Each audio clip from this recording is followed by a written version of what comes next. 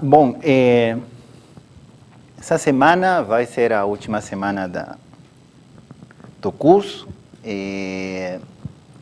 Essa semana vamos discutir uns conteúdos extras. Eles já ficam fora do livro do Eno. E deixo marcar com vocês a data da prova final do curso, né?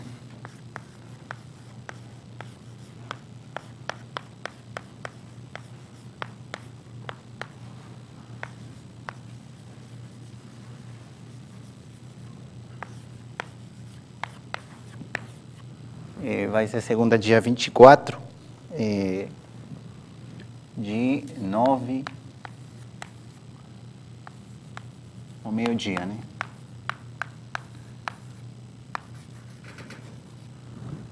Tá bom? Segunda-feira é a prova, e segunda-feira também tem que entregar a última lista de exercícios que mandei para vocês ontem. E nessa semana eu vou ir entregando para vocês as listas que vocês me deram já corrigidas, tá bom? E nessa semana eu queria falar um pouquinho de uma outra rota, uma outra alternativa para conseguir os resultados que a gente conseguiu usando o teorema de Stokes. Por exemplo, o teorema do ponto fixo de Brouwer, o teorema de que é impossível retrair uma variedade compacta para o seu bordo, né? Não dá para fazer uma retração, vai ter alguns pontos que não vão saber para onde vão ser retraídos.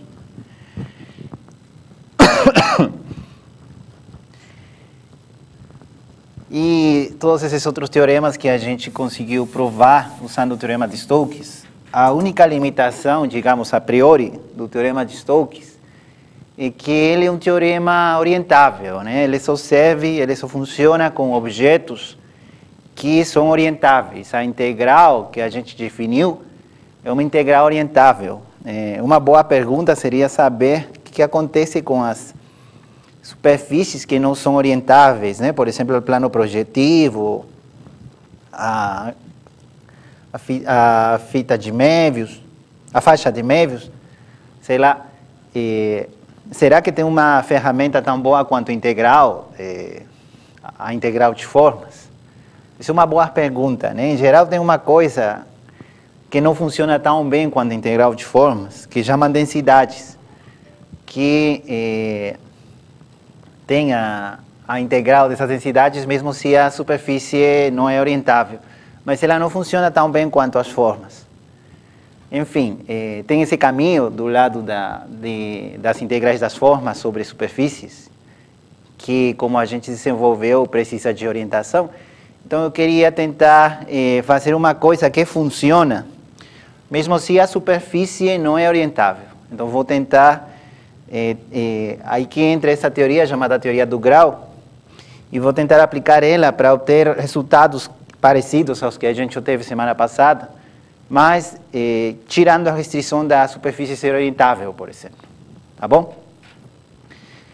Então, para a teoria do grau, que eu vou contar como é que funciona, a moral dela é a seguinte: a teoria do grau trata de...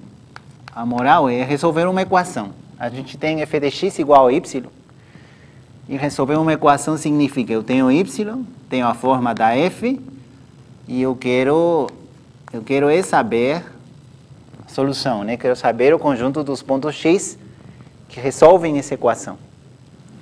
Aí o x e o y podem ser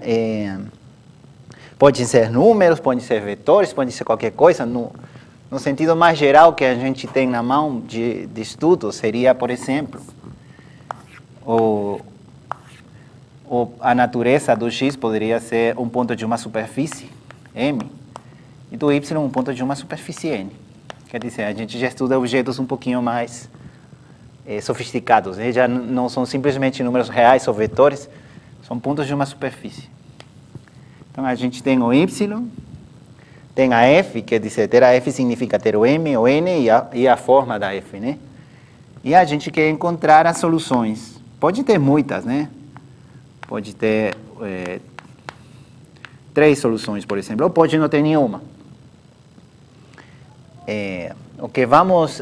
Então um pouco o estudo vai por ali. Até pode ter infinitas, né? Por exemplo, se o y fosse um valor regular de f e a dimensão de m é maior que a dimensão de n, então o conjunto de soluções é infinito, né? É uma superfície dentro de m. Mas um pouquinho para estudar soluções concretas, vamos a pedir que a dimensão das duas. Quer dizer, outro caso também dá para estudar, mas o caso que a gente vai se concentrar, o caso em que a dimensão das duas é a mesma.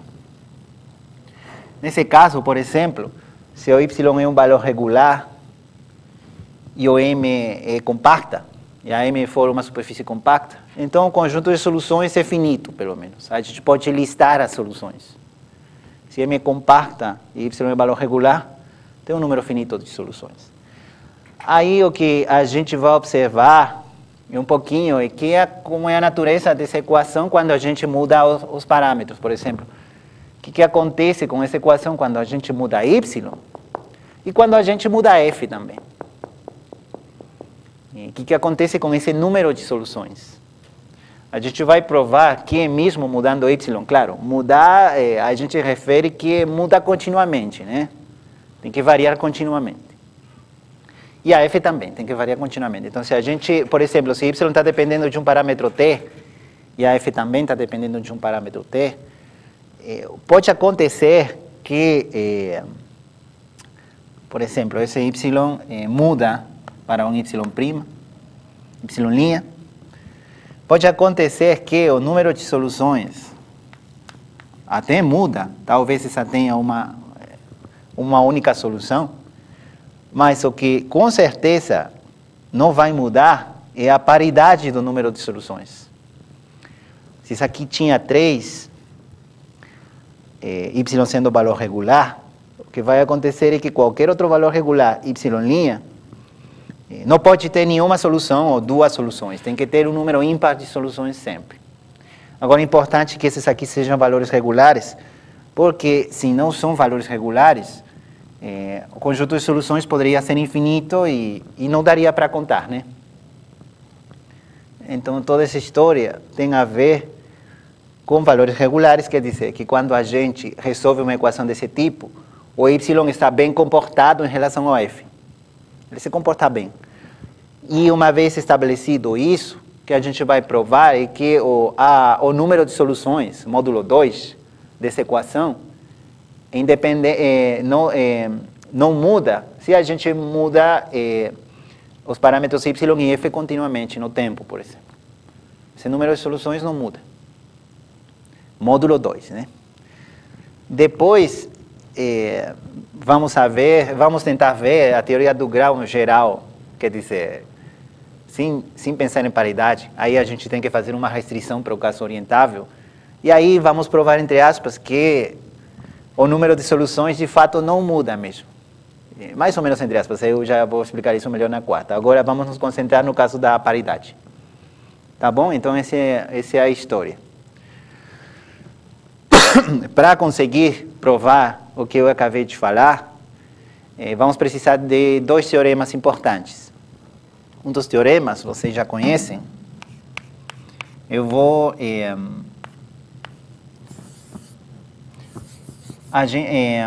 botar primeiro a referência, eu vou seguir um pouquinho o livro.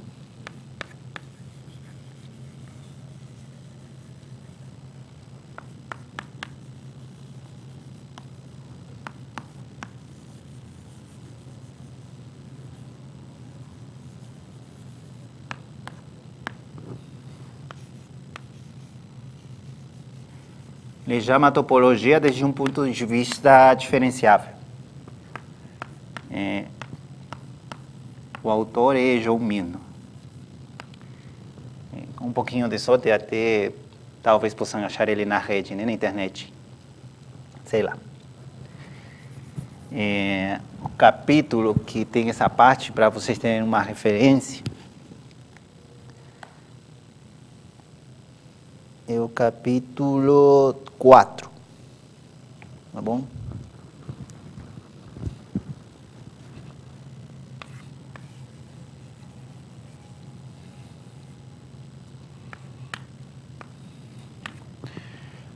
Esse livro, pessoalmente, eu acho que é um livro muito legal para a gente começar a entrar no mundo da topologia diferencial e da topologia algébrica. É um bom começo.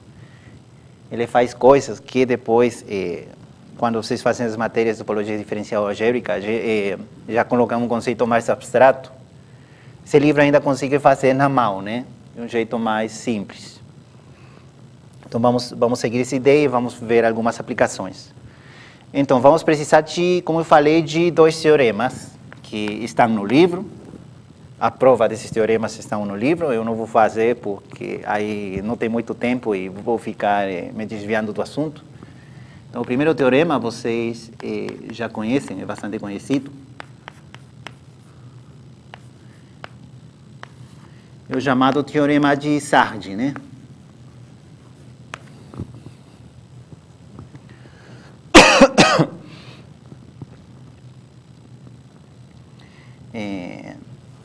O enunciado, o contexto seja M, de dimensão M, dentro do RP, e N, de dimensão N, dentro do RQ.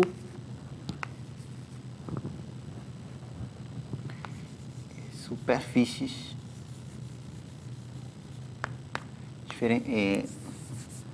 de classe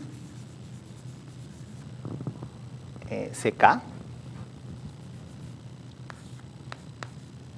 A gente depois tenta estabelecer um pouquinho para não ficar misturando as coisas. Eu vou botar o contexto sem infinito, tudo aqui hoje vai ser sem infinito, e depois vou dar uns detalhes, no caso particular C2, C3, C4, né? Que ajustes que a gente tem que fazer, tá?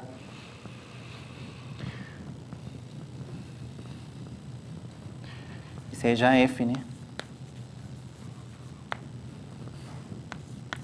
De M para N. Uma aplicação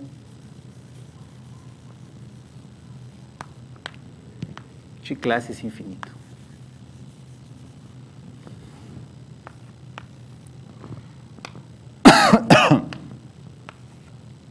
Se, então,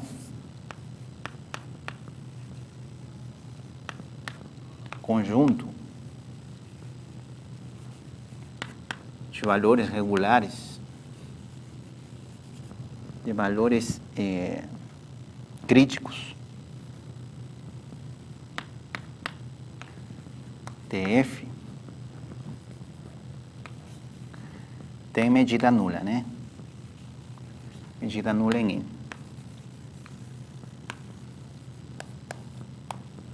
Os valores críticos de F,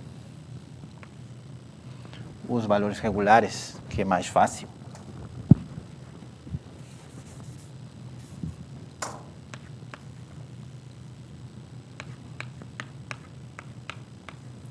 Seria o conjunto de todos os y em N, tal que a derivada de f de x,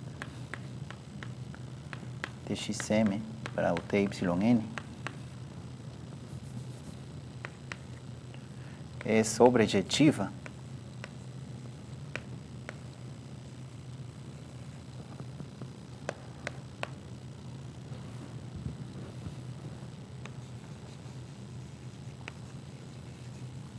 para todo x na pré-imagem de y via f, né? Esse seria o conjunto de valores regulares de f. São todos os pontos de N, tal que em qualquer pré-imagem de y via f, a derivada é sempre sobrejetiva. E os valores críticos seriam simplesmente o complemento dos valores regulares, né? Em essência, os valores regulares de f São aqueles pontos em onde a gente pode usar na boa o teorema das imersões, das submersões, da função inversa, essas coisas que funcionam bem quando a derivada é bem comportada, né? Em essência, os valores regulares são esses pontos onde a gente pode usar essas coisas sem muito problema. Os valores críticos são aqueles pontos onde dá problema, né? Onde não dá para usar isso. Então, o verdadeiro fato que a gente vai usar é que o conjunto dos valores regulares é denso.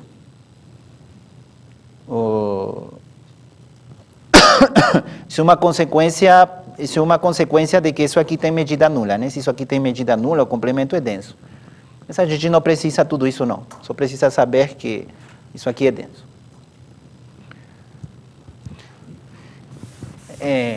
Esse teorema é bem legal de mostrar. A prova está no livro do Mirno.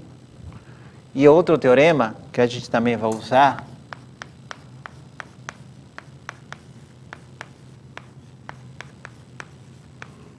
eu só vou botar o que a gente vai precisar e vou contar um pouquinho situação geral, né? Classificação de superfícies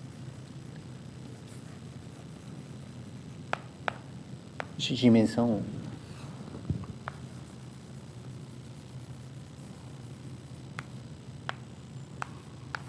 Então, o teorema diz que se M, dentro do Rm, né?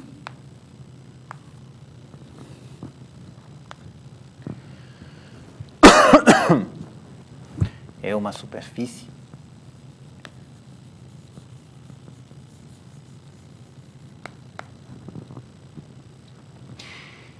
eu acho que eu vou gastar a letra N para coisas que têm a ver com superfícies. Então, para uniformizar as variáveis, a dimensão, o ambiente, eu vou botar sempre de dimensão P, tá? Porque eu acho que essa letra N eu vou gastar em uma outra coisa. Então, eu vou botar sempre P, tá? M é dentro do RP. Se M é uma superfície compacta e conexa de dimensão 1,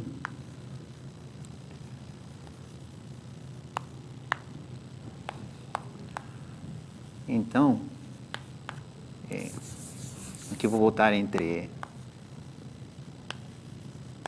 com ou sem bordo, dá na mesma se tem bordo. Se M é uma superfície compacta e conexa de dimensão 1, com ou sem bordo, então M necessariamente é difiomorfa superfície de classe C1, né?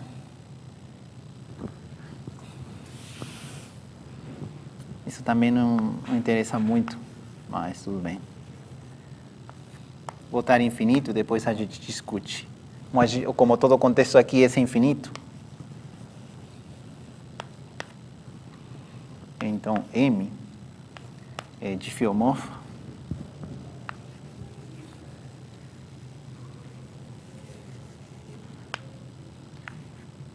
a esse 1 ou ao círculo, né? Ao círculo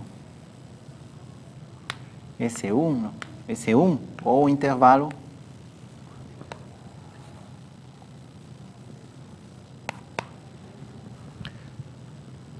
zero 1.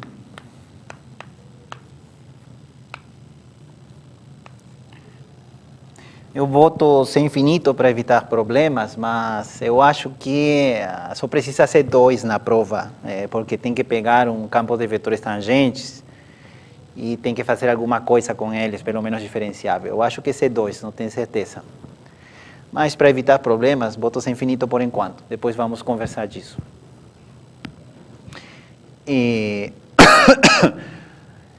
Então é isso.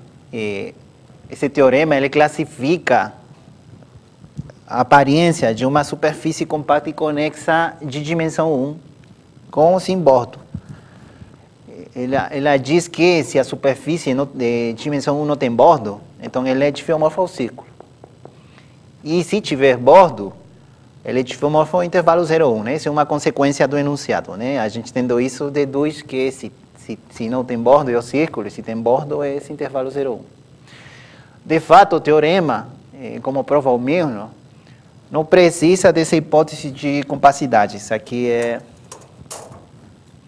Se vocês tiram essa hipótese de compacidade, aí aparecem mais modelos, né? O teorema completo, eu só vou usar esse, só estou comentando que se vocês tirassem essa hipótese, então, o outro modelo que aparecem dois a mais, né? Seriam o intervalo aberto 0,1 e o intervalo semiaberto 0,1. Esses seriam os 4 modelos. Se fosse uma superfície, se simplesmente fosse uma superfície conexa de dimensão 1, seriam essas 4 opções. Para a gente só importa as compactas, por isso ficou com as 2 primeiras, tudo bem? O mesmo prova a versão geral, sem compacidade. E fica com 4 modelos. De novo, eu gostaria até de provar esse teorema, acho legal, mas aí eu fico fugindo do assunto, né, que tem a ver com a matéria, que é a teoria do grau. Isso aqui seria uma coisa bonita para vocês lerem, né, tá no livro. E é a meta, né, das pessoas que estudam superfícies, digamos, né, classificar, né, qualquer coisa que a gente faz em matemática, o que a gente tem como meta, o sonho, é classificar, né. Então, ele está classificando a superfície de dimensão 1. O Riemann, faz 150 anos, já classificou a superfície de dimensão 2.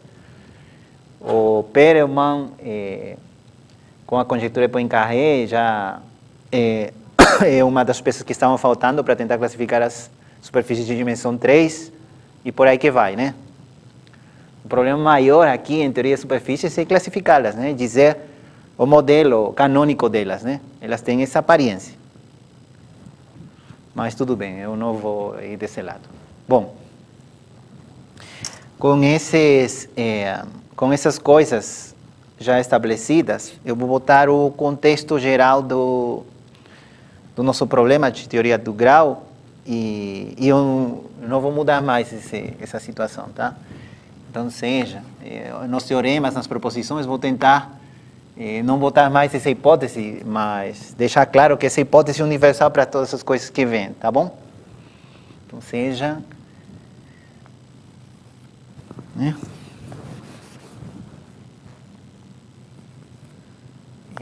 Mn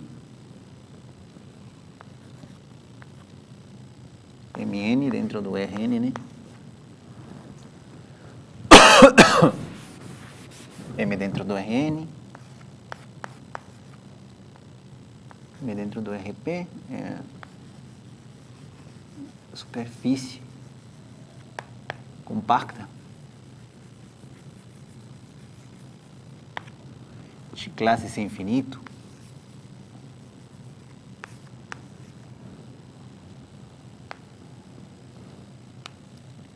N, superfície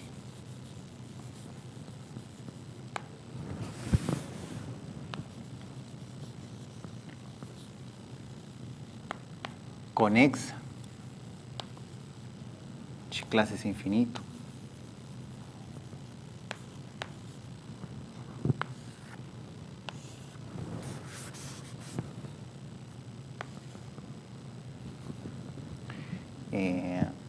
Tais que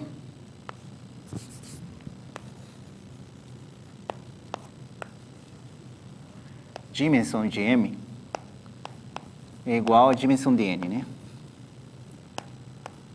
Vocês têm uma compacta de classe infinito, uma conexa de classe infinito e a dimensão delas é a mesma.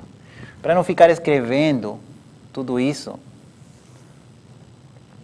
em todo momento nas proposições, eu vou botar esse conjunto de hipóteses como um asterisco, tá bom? Aí nas proposições fica mais fácil, né? Vou botar seja M e N como asterisco, pronto.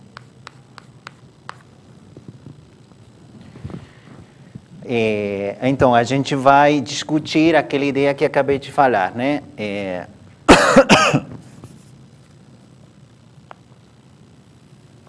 seu contexto universal e a gente vai tentar resolver o que acabei de falar, de que o número de soluções dessa equação,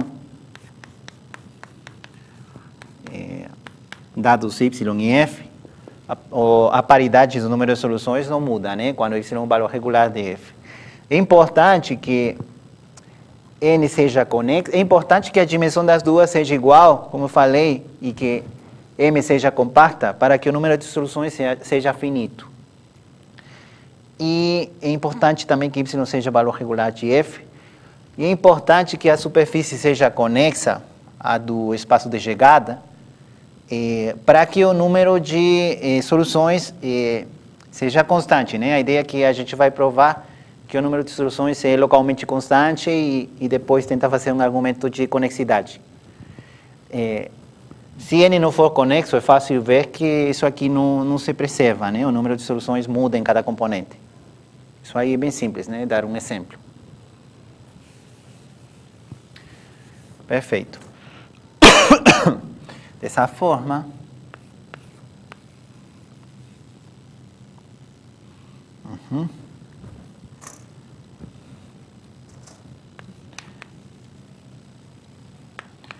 se f de m para n é uma aplicação de classe infinito,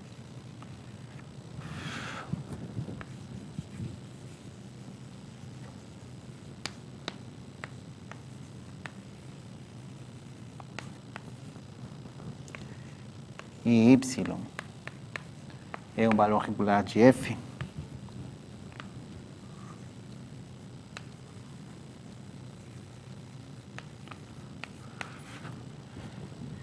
então, conjunto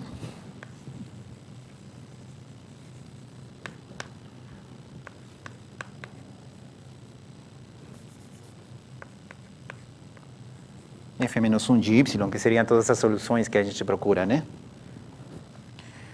Um conjunto finito de m.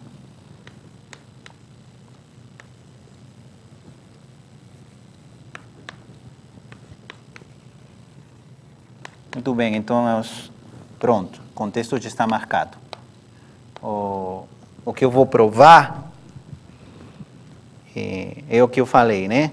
Que a paridade desse conjunto, como é finito, a gente pode contar, né? A paridade ele não muda se a gente muda o y por um outro valor regular e também não muda se a gente muda f por uma deformação dela. Se a gente deforma y em f, esse número não vai mudar. Então, o primeiro lema, né? Não sei como listá-los. Primeiro lema. Botar seja m e n, né? M e n como asterisco, f de m para n,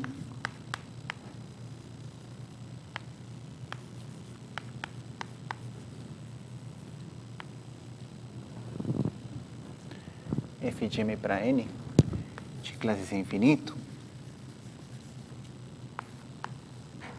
e y, um valor regular de f.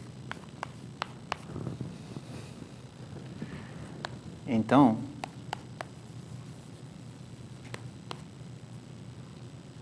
o número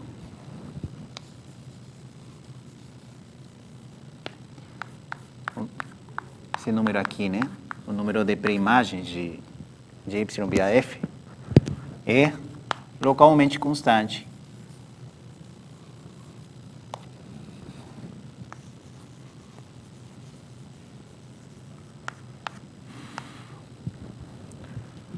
Esse é o lema 1. Quer dizer que se num ponto y, num valor regular y tem 5 pré-imagens, tem uma vizinhança que todos os pontos também têm 5 pré-imagens. Uma pequena observação, porque desde de localmente constante tem a ver com abertos, né? Uma pequena observação, dado que M é compacto, né? Compacto. Então, conjunto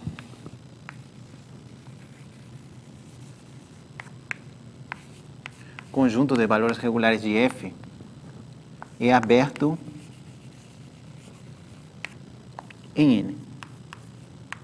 Então, eu boto essa observação para ficar claro o sentido de localmente constante, né? Quer dizer, tem sentido, mas sendo isso aqui um conjunto aberto, tem mais sentido ainda, né? Fica claro que é aberto porque é fácil ver que o conjunto do x em M, cuja derivada não é sobrejetiva, é um fechado. O conjunto do x em M, cuja derivada não é sobrejetiva, é fácil ver que é fechado. E sendo um fechado, a imagem dele, como M compacta, vai ser um compacto, né? Em particular fechado. E essa imagem é precisamente o conjunto dos valores críticos. Então, essa é a ideia. Tá bom? Então, a prova disso, rapidinho.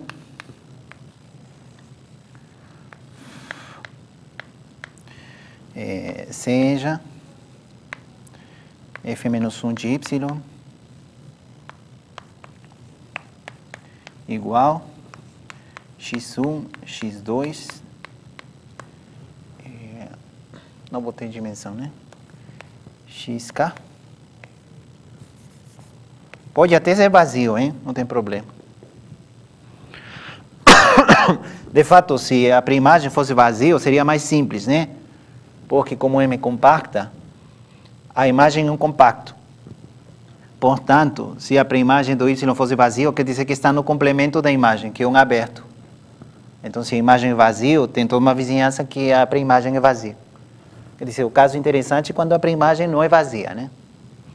Então, seja f, isso aqui, e u sub 1, u sub 2, u sub k, e u vizinhanças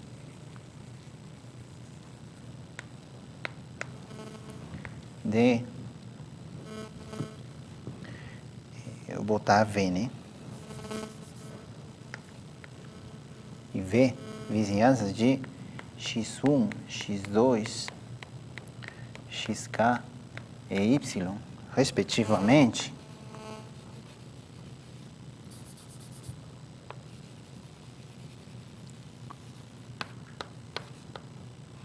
tais que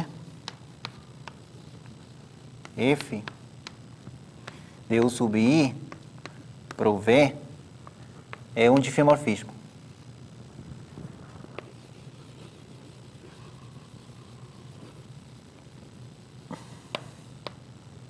Difeomorfismo para todo um menor ou igual a i, menor ou igual a k, né?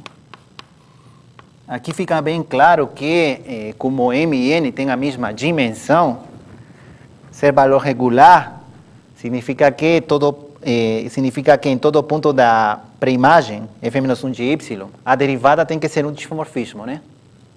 Certo? Isso que significa, né?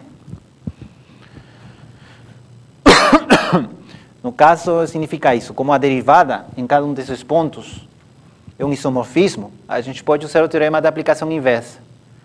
Então, para cada um deles, corresponde uma vizinhança.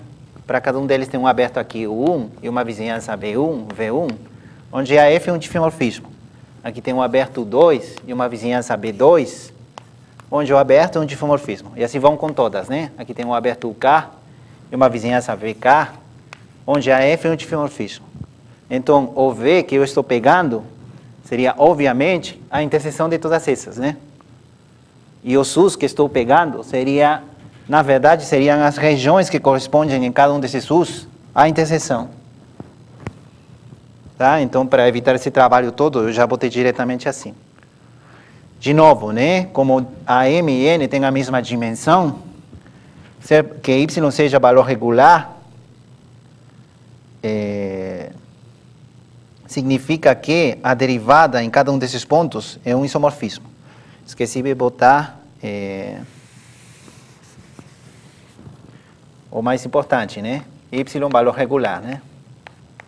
Y valor regular de f, f menos 1 de y, igual x1, x2, xk, e tudo mais, né?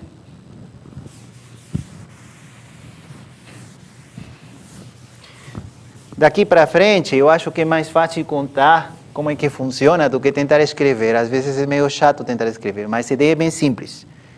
Então, eu tenho aqui o x1, aqui o x2, continua, né? Por aqui o xk em m. M compacto, né?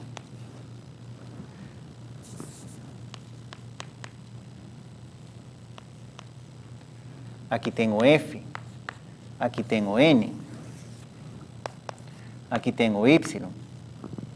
E eu tenho essas vizinhanças já marcadas, né? Aqui o v, aqui o 1, aqui o 2, aqui o k. E agora, n menos v é fechado em m, né? Fechado em m, é fechado em n. Então, a imagem inversa de n menos v é um fechado, né? De fato é compacto, mas tudo bem. É fechado em M e disjunto, né?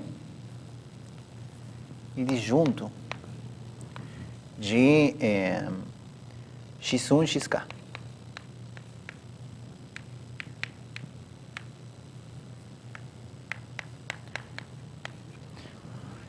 Para a imagem é fechado em M é disjunto de x1, x2, xk, né? Por quê? Porque eles têm imagem dentro de V, né?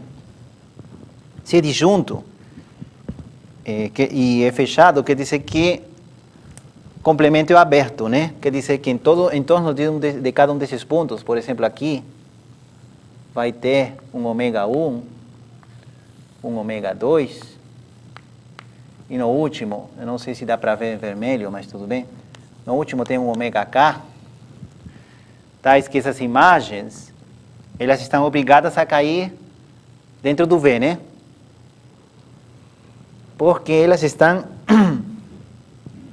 bom, não sei se... deixa eu ver se estão obrigadas a cair dentro do V. Não precisa mais, tudo bem. Digamos que eu estou desenhando, essas vizinhanças ômega ou W, elas estão aqui no complemento, né? Elas estão aí no complemento. Tá bom? Estão aí no complemento, digamos. E a imagem delas tem que, como eu falei, a imagem dessas vizinhanças vermelhas tem que cair dentro do V, né? Porque se tivesse algum ponto que caísse fora, elas estariam nessa pré-imagem, estão fora dessa pré-imagem. Então a pré-imagem dessas coisas, dessas vizinhanças vermelhas, cai dentro do V. E aí pronto, acabou, né? É simplesmente uniformizar tudo de novo, né? Por exemplo, pegar uma bolinha verde, deixa eu ver uma outra cor que tenha por aqui, amarelo. Aí vocês pegam agora um aberto aqui amarelo, e ele, pelos difeomorfismos que estão aqui, bem pequeno, né? Bem pequeno, para que, pelos difeomorfismos que estão aqui, esses amarelos que correspondam, fiquem dentro da vizinhança vermelha que eu marquei. É importante isso, né? Então, esse amarelo... Então, acabou, né? Porque o número de pré-imagens nessa vizinhança amarela é K, né? Tem K pré-imagens, certo? E não tem mais porque, por exemplo, fora de ômega 1, não tem mais.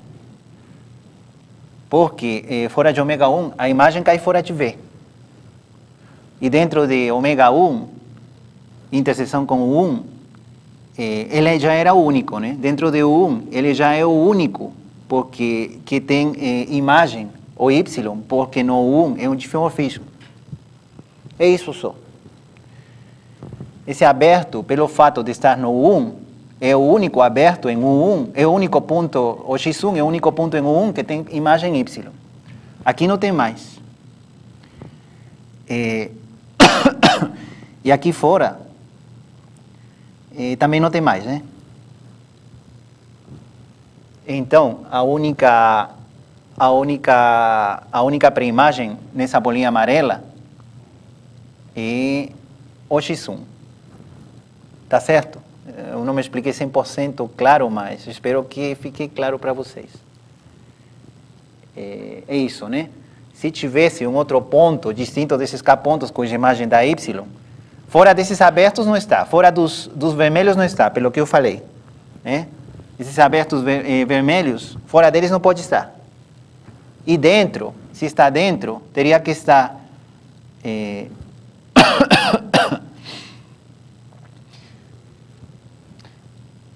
Se está dentro, aí é só acertar, né? Como eu falei. Deixa eu ver.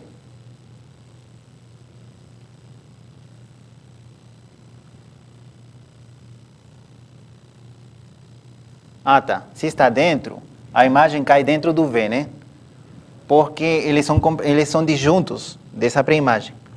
E dentro do V, o único ponto que tem pré-imagem, que tem imagem Y é o X1. É isso. Pronto, né? Aí tem que escrever melhor. Mas a ideia é um pouquinho essa, é topológica, não tem nada a ver com... não tem nada a ver com coisas estranhas. É simplesmente contagem. Tem que procurar. Tem essas pré-imagens, nesses amarelos, e tem que procurar... tem que procurar se tem em outros lugares, né? Fora dos vermelhos, não tem. Como eu falei. E dentro, também não tem, né? Porque a imagem deve cair dentro do V. E dentro do V, só tem esses tipos aqui. Só tem essas pré-imagens. Então, pronto. Quer dizer, tem que pegar outro Y' nessa vizinhança amarela e fazer a contagem, né? Mas tudo bem. Isso aí é fácil de checar. Então, esse é o lema 1.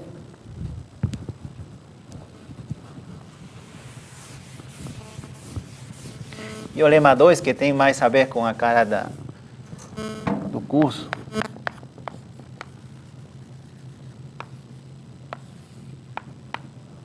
Seria o seguinte, ele tem um nome um pouquinho estranho, eles chamam lema de homotopia.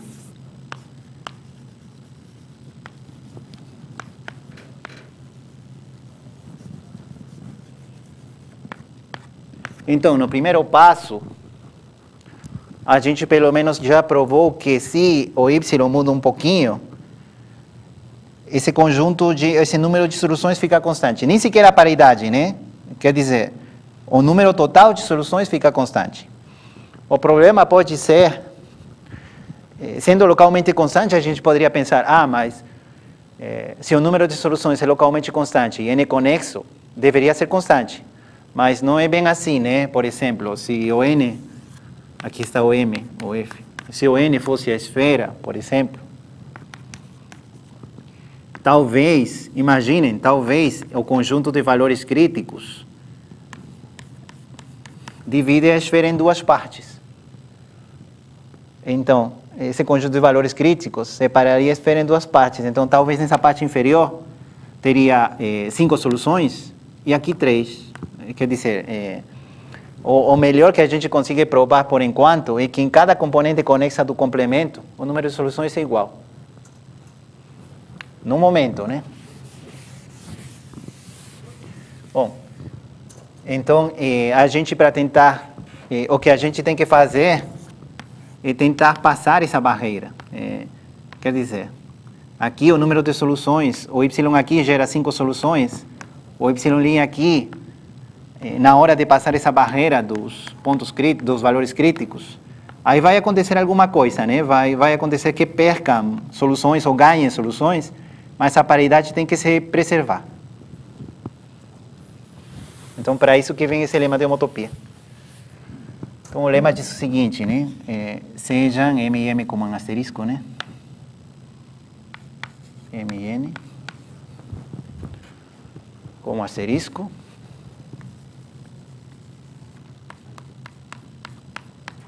E F, G, M para N, aplicações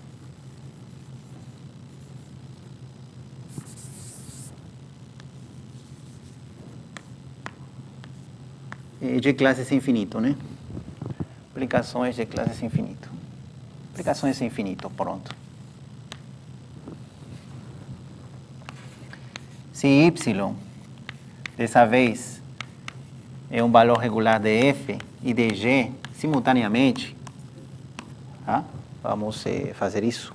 Se Y é um valor regular de F e de G ao mesmo tempo, então,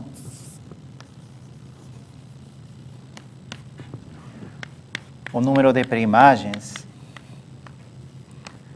de ambas equações é igual a módulo 2. Vamos provar isso. Dessa vez, no primeiro passo, no primeiro lema, pelo menos mostramos, eu me atrapalhei um pouquinho, eu acho, mas tudo bem, eu acho que ficou claro o que tem que fazer. No primeiro passo, mostramos que se o y muda um pouquinho, o número de soluções permanece constante. E agora, nesse passo 2, vamos provar que se a equação muda continuamente com o tempo, o número de soluções não permanece constante, mas pelo menos a paridade. Tá bom? E aí a prova se tem a ver com as coisas do curso, né?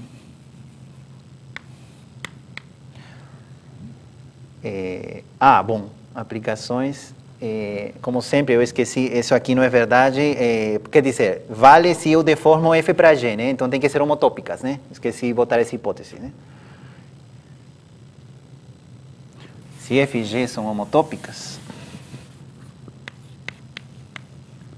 fico falando hipótese e não escrevo, né? Se F e G são homotópicas, então, para todo y,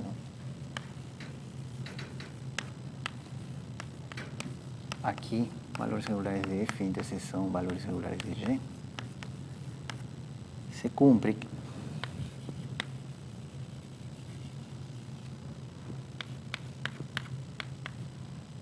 que o número de soluções da equação f de x igual a y é igual ao número de soluções da equação g de x igual a y, módulo 2. Então, tudo se preserva por deformações, né? Seja das funções ou seja do resultado. Então, a prova claramente não vale para qualquer coisa, né? Por exemplo, a equação x mais 1 igual a y tem uma solução dado y, e x quadrado mais 1 igual a y tem duas soluções dado y, né? Não funciona bem assim se não tem uma homotopia por ali. Então, a prova, para a prova, então, temos que pegar, né, seja f de m vezes 0,1 uma homotopia sem infinito,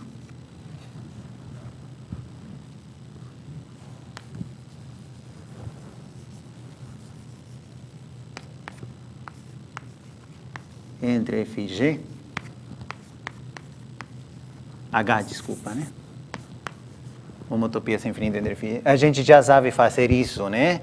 Mesmo se tivesse uma homotopia contínua, a gente modifica essa homotopia para virar uma homotopia sem infinito. A gente já sabe fazer isso. Então, eu peço que seja sem infinito e seja y', um valor regular de H. A gente já falou o que significa ser um valor regular de uma superfície com bordo, né? Significa, né? Eu vou botar aqui, né?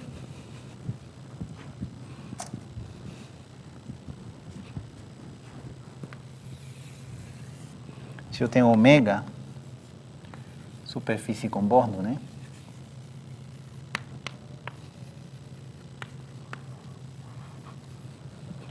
E tem F, W, né? Tem W uma superfície com bordo e F uma aplicação que vai de W para N, né? A gente diz que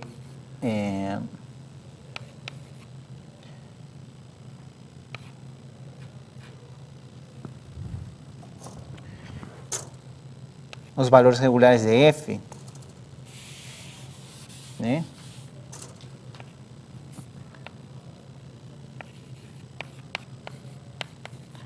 São de fato os valores regulares de F e o do bordo de F, né? Tem essa F e essa F induz uma restrição no bordo, né? Essas duas aplicações vão ser importantes para questões de valores regulares. Quando a gente tem uma superfície com bordo W e uma aplicação F que vai de W para N, vai importar a F e vai importar a restrição de F para o bordo. E os valores regulares, quando a gente fala valores regulares de uma aplicação assim, na verdade a gente está pensando em valores regulares das duas, né? Da função e da restrição no bordo. E pelo teorema de Sardi, isso aqui tem medida total e isso aqui também tem medida total, né? São duas superfícies distintas, né? Pelo teorema de Sardi, o conjunto de valores regulares disso aqui tem medida total, desse aqui também. A interseção das duas ainda tem medida total. Então, quando a gente fala que y' é um valor regular de H, significa que é um valor regular dessa aplicação e da restrição de H para o bordo, né? Particular.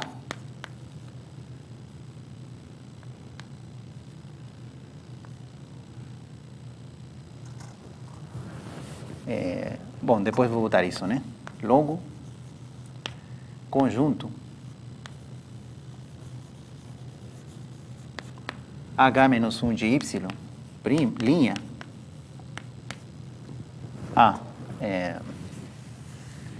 seja Y' um valor regular próximo bastante, né?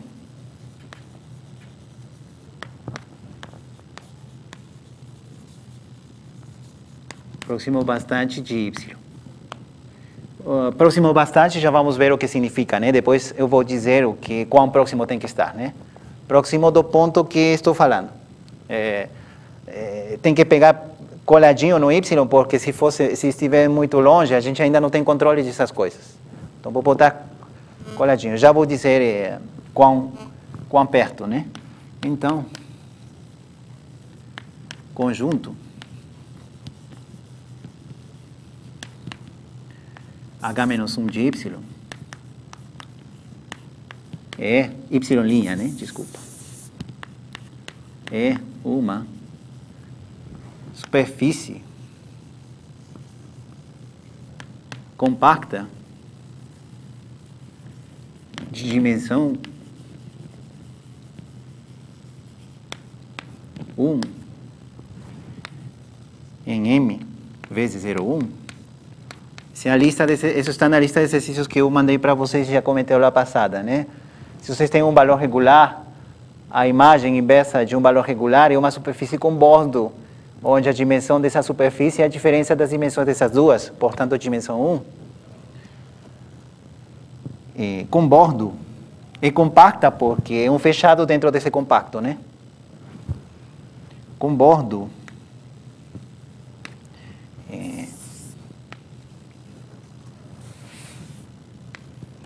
o bordo qual seria? Seria o bordo de H menos 1 de I. Também falei qual deveria ser, né? Deveria ser a imagem inversa da restrição ao bordo, mais a restrição ao bordo é a F e o G, né? O bordo na parte de cima e a H, o bordo de H na parte de cima é a G e na parte de baixo é a F, né? Então isso aqui fica F menos 1 de Y vezes 0, né?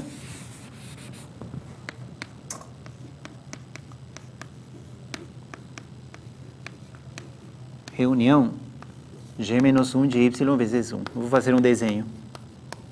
Isso aí é meio claro, né?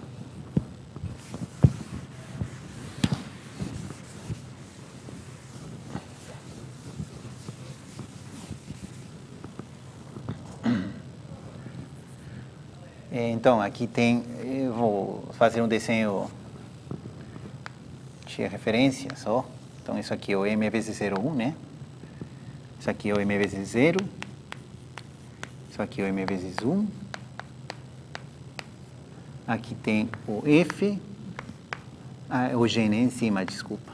Aqui tem o F. Aqui tem o N. Aqui tem o Y. Eu vou pegar Y' muito perto, né? Uma certa vizinhança.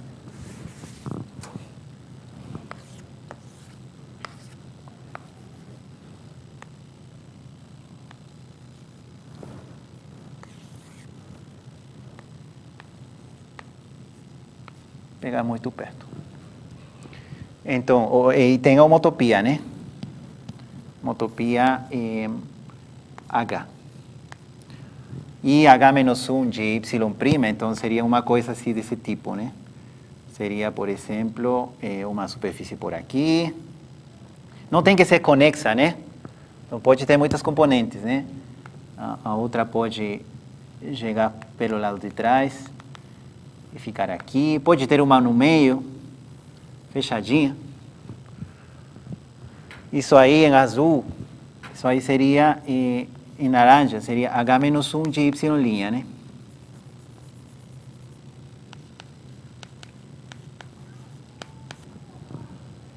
Isso aí é H menos 1 de Y'. E a gente já sabe que, pelo teorema de classificação de superfícies compactas, a gente já sabe que, então, particular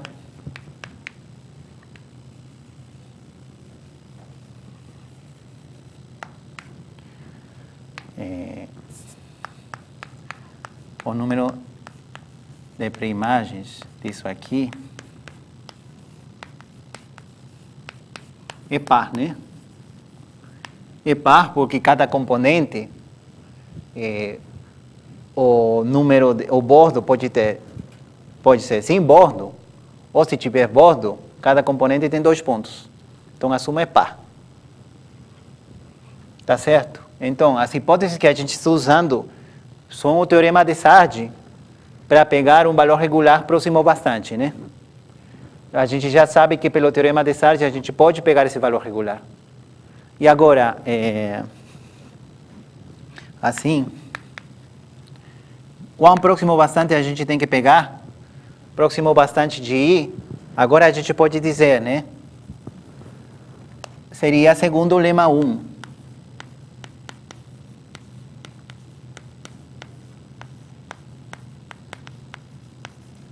Segundo o lema 1, a gente pode pegar o Y'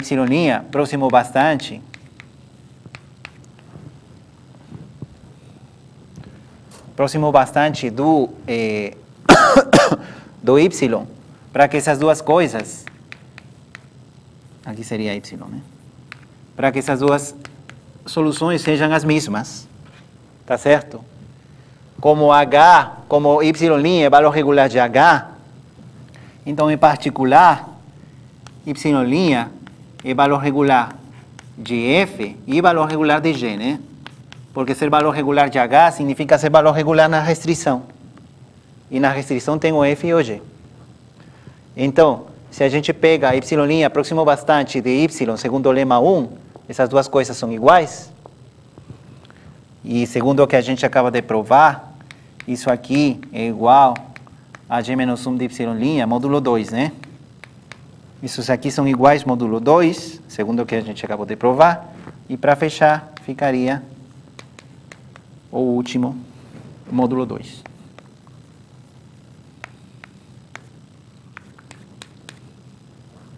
Então, onde a gente perde um pouquinho é nessas coisas. Por exemplo, aqui, essa primagem, nesse desenho, o número de primagens em F e em G é o mesmo, né? Mas poderiam ser mais, né? Poderia ter uma componente que faz assim. Então, o número de primagens aqui é 4 e aqui em cima é 2. Então, é nesse tipo de componentes é que a gente perde, a paridade, né? Quer dizer, perde ou ganha soluções, mas a paridade que fica. Espero que tenha conseguido acompanhar. E então, a gente está usando muito o teorema de Sade para conseguir um y', quer dizer, não é óbvio, né? A gente pega esse y' fazendo o que a gente quer e a gente consegue o resultado, mas o ponto é que a gente tem que conseguir pegar isso. Então, isso aqui a gente consegue pelo teorema de Sade, né? E depois a paridade é pela classificação de superfícies compactas. Como isso aqui é compacta, tem um número finito de componentes por ser compacta, e cada componente aporta com 2 no bordo, né? Então, essa suma é par. Então, já tem grande coisa. Agora, temos que utilizar um lema, chamado lema de isotopia, para juntar peças. Vamos fazer uma parada de uns 5 minutos e a gente continua.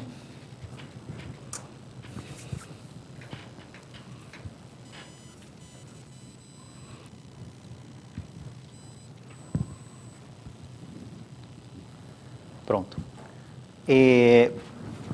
Perfeito. Então, a gente já está conseguindo juntar as peças para lograr o cometido que eu falei, né? O teorema é que esse número de soluções, a paridade dele não muda se a gente modifica o y dentro do universo de valores regulares e se a gente modifica o f continuamente, né? No sentido de homotopia. Os passos aqui importantes, então, o primeiro salto, né? A primeira coisa relevante que a gente provou é o lema 2. E os passos importantes para provar o lema 2, de que depende o lema 2? Depende do teorema de Sade, para pegar um valor regular de homotopia, que em particular resultaria um valor regular de f de g, ter o teorema de classificação de superfícies de dimensão 1 na mão também, e conseguir que o número de soluções seja localmente constante, quer dizer, o lema 1. Até de fato, deixa eu dizer direito o que eu queria dizer aqui no lema 1, eu me atrapalhei, porque é importante, né? É bem fácil o que eu queria dizer. Eu não faria se não fosse tão importante o lema 1, mas é o primeiro passo que permite tudo, né? Então, a ideia é essa. A gente tinha aqui o y e tinha aqui as k'-imagens. Deixa eu fazer uma pequena correção que eu me atrapalhei, eu acho. E depois disso, consegui um aberto, né? Tem um aberto V, que correspondia com K abertos, né? O 1, o 2, o K. E então esses abertos, F era um difeomorfismo desses abertos com o mesmo V, né? Isso é estándar, né? É óbvio, dá para fazer isso bem facinho, eu contei como. Nessa parte eu me atrapalhei, né? O que deveria ter falado é o seguinte, né? O conjunto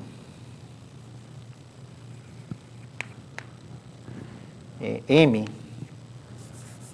o complemento de M menos essas bolas, né? O 1, o 2, o K, é compacto. É compacto porque é um fechado de M que é compacto, né? M compacto. Então, o complemento desses abertos é um compacto. Então, F de M menos o 1 reunido com o 2, né?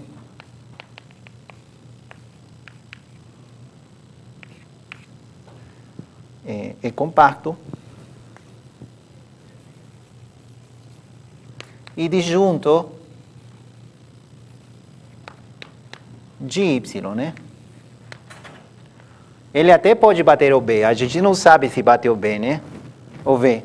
Pode até bater o conjunto V, mas com certeza não vai bater o y, porque todas as preimagens do y são precisamente o x1, x2, xk. Então pode até bater o V, a gente não tem controle disso, mas com certeza ele não bate y. E como é compacto, então tem um espaço.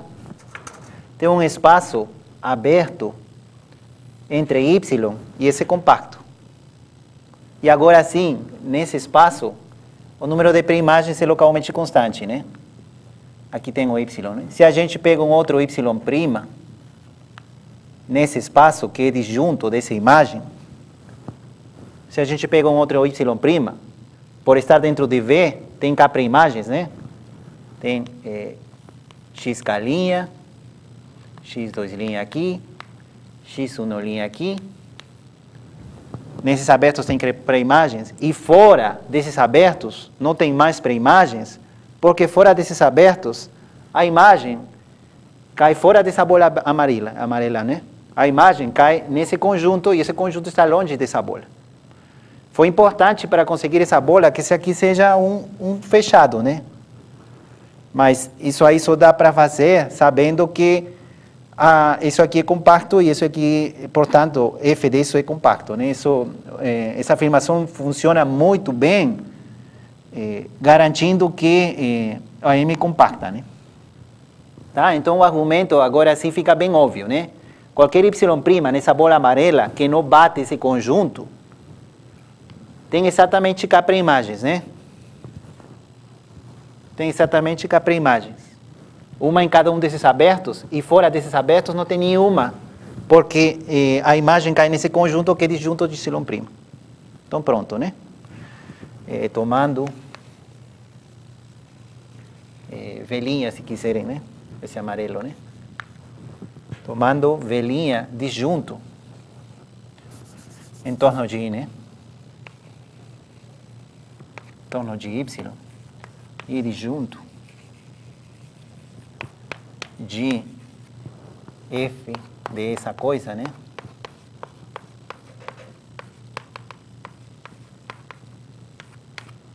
Temos que número de preimagens de f-1 de y' é igual ao número de preimagens de f-1 de y para todo y' em velinha. Tá bom? Desculpa o erro aí, me atrapalhei no comecinho, mas o argumento, eu só queria deixar claro que de fato esse argumento é bem simples, mas depende muito fortemente da compacidade do domínio. Se o domínio não for compacto, isso aqui não é verdade. Se o domínio não for compacto, a gente não tem como garantir isso aqui, que o número se mantém localmente constante. Importa muito que seja compacto e, portanto, a imagem vai ser um fechado. E esse fechado tem um espaço do y, né? Fechado e disjunta do y. E aí o número fica constante. Tá bom? Bom, o lema 3 é um lema para fechar. A gente já quase que tem tudo feito. Então, para fechar a história, o que a gente conseguiu? A gente já conseguiu que, se a gente modifica f por uma outra, modifica continuamente f por uma outra função, esse número, módulo 2, se preserva. E se a gente muda y um pouquinho só, esse número também se preserva, módulo 2. Agora só falta provar então que se o y muda um monte, esse número também se preserva. Então, para isso, vamos com o lema 3, que é o chamado lema de isotopia.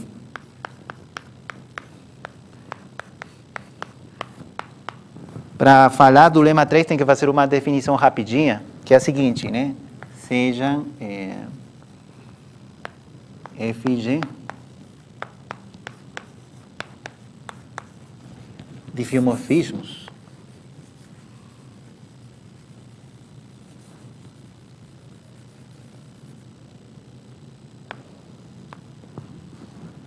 entre superfícies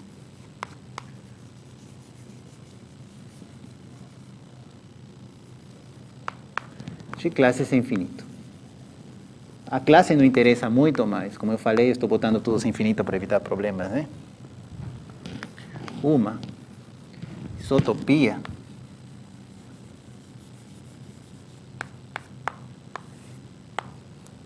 entre F e G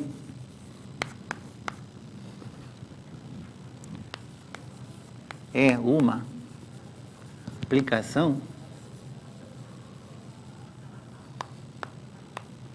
de classe sem infinito, né? Uma aplicação I de isotopia de M vezes 0,1 para o N de classe sem infinito, tá o quê?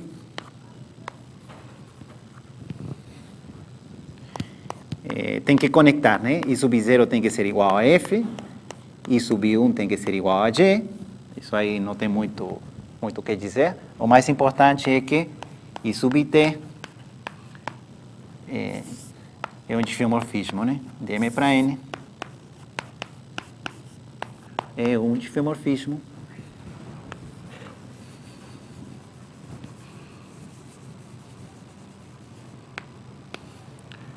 para todo T, né?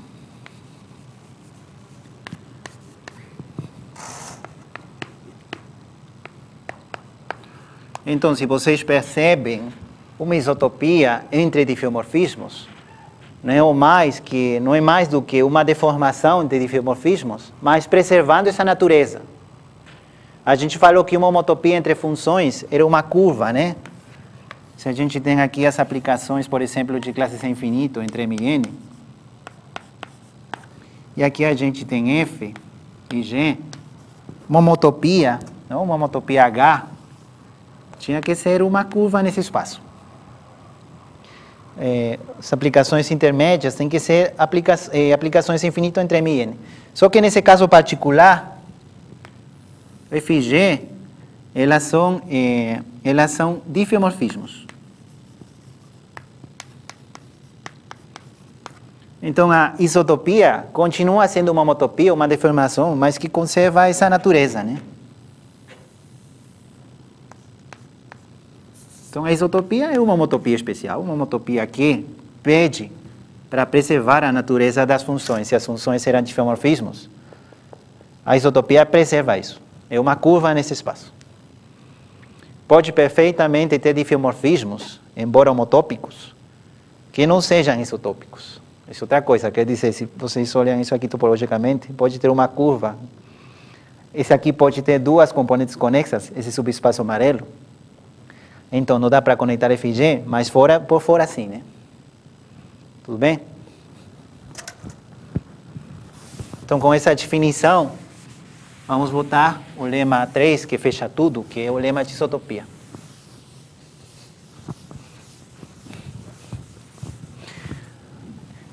Uma coisa mais que eu queria deixar claro antes que eu esqueça, é que a prova de segunda-feira vai até todo o conteúdo do livro, né? Essa coisa de teoria do grau que estou fazendo essa semana é um bônus, né? Não tem nada a ver com a prova. A prova de segunda-feira é até teorema de Stokes, tá? Isso aqui é um tema extra, mas eu acho que não tem muito sentido cobrar para vocês esse tema. Queria contar sim, mas não vou cobrar. Só até teorema de Stokes se aprova, então. Agora sim o lema 3. Lema 3 é o chamado lema de isotopia. Um lema muito útil para muitas coisas. Ele diz o seguinte, se M e N, né? Se M é uma variedade diferenciável conexa,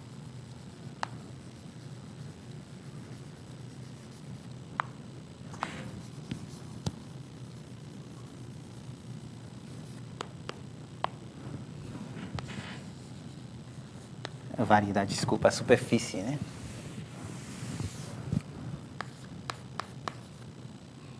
Do REP.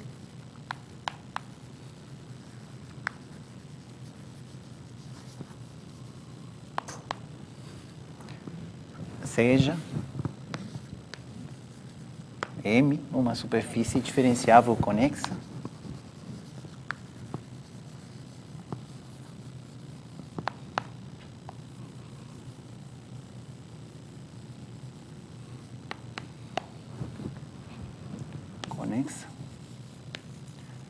e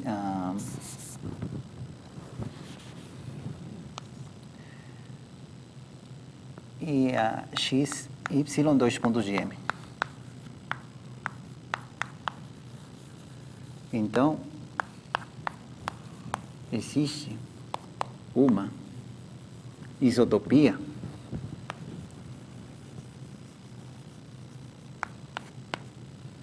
I de M vezes 0,1 para M de classe sem infinito. A M também é de classe sem infinito, eu não botei, mas fica claro que é de classe sem infinito, né? M é de classe sem infinito, tá o quê?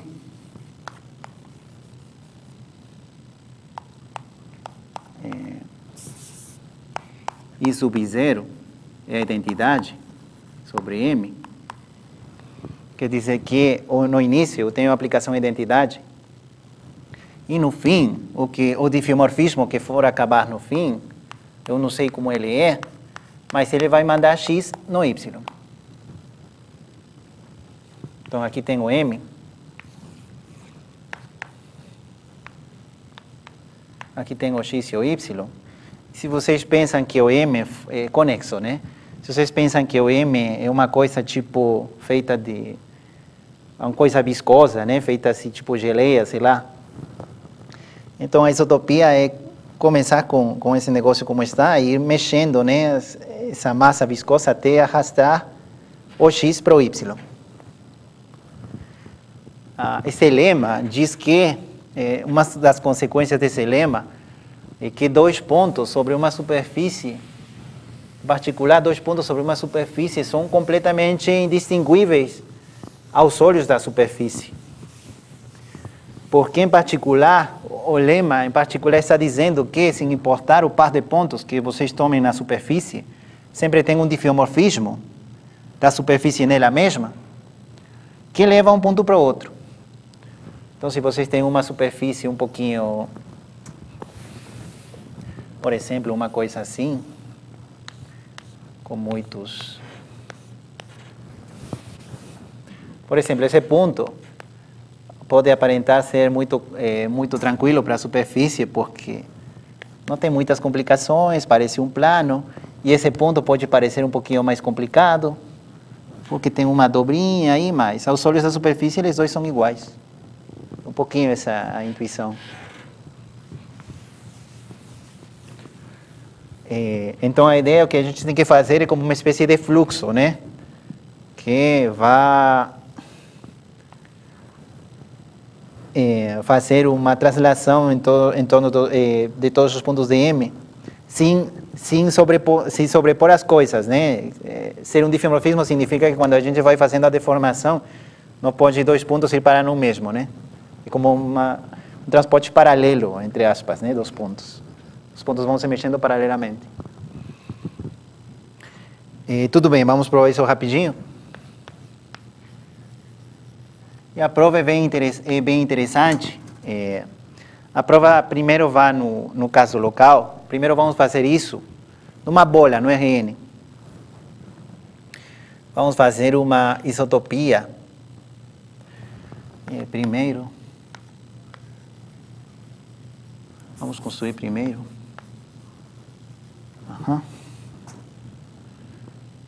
Sim, dado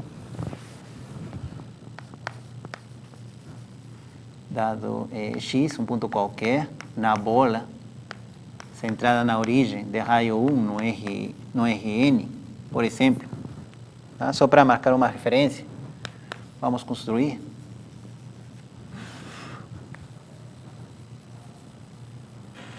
Uma isotopia.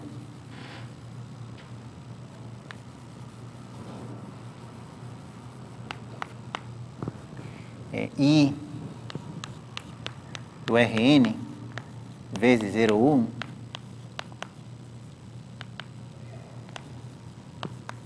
Rn, né?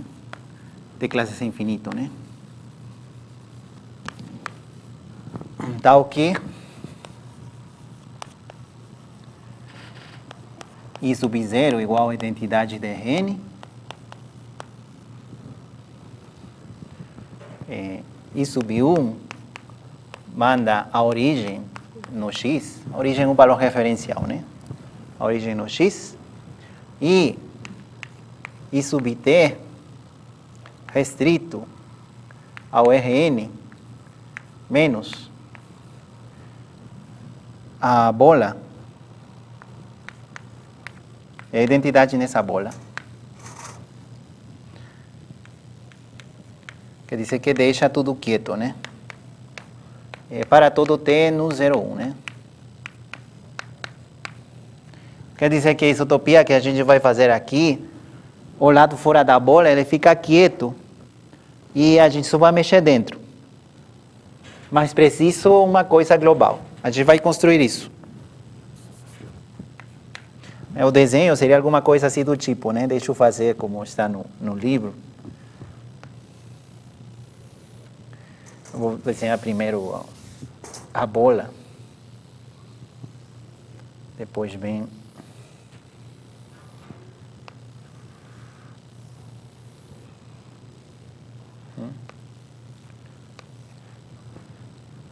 aqui também a bola.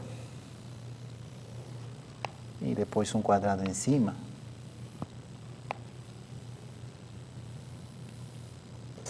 Então a ideia é que aqui a origem, por exemplo, né? Aqui está a origem. E, por exemplo, o x está por aqui.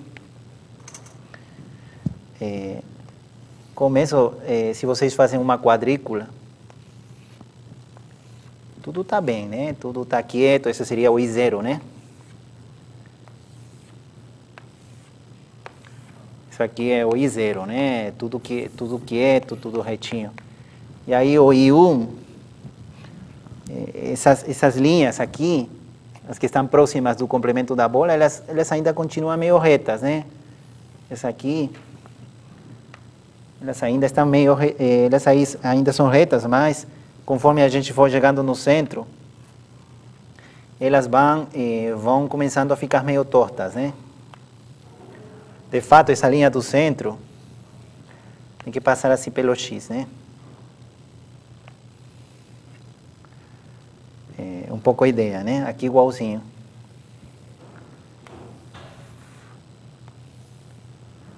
Esse é o esquema, o que está acontecendo, né? O x, então, deveria estar aqui, né?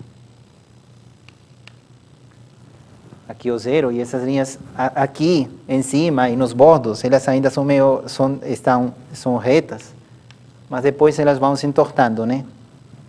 Tá bom? Isso seria o I1. Então, para fazer isso,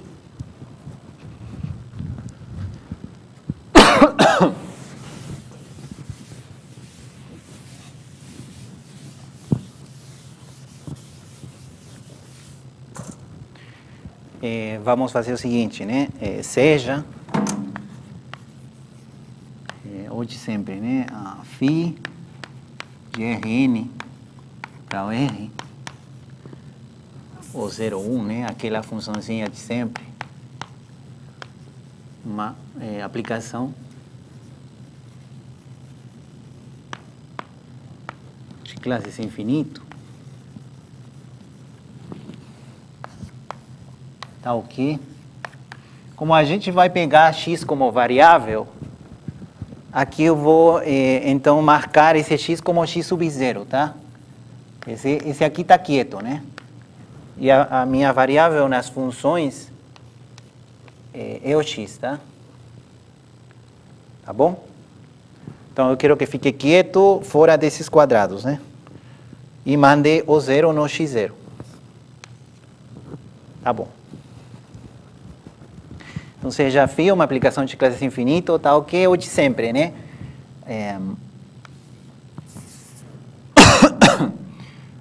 Por exemplo, φ de...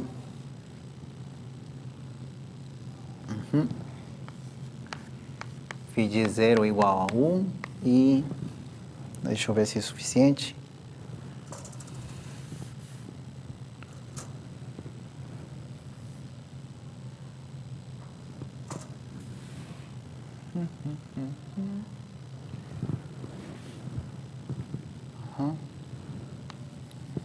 uma bola fechada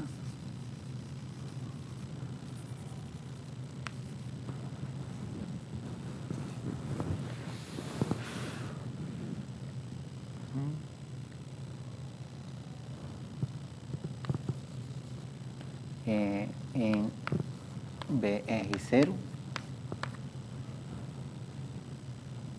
e aqui é φ igual a 1, né? Deixa eu escrever isso aqui direitinho. Φ é igual a 1 em BR0, onde o R é pego de forma que módulo de x0 menor que R, menor que 1, e φ igual a 0 fora de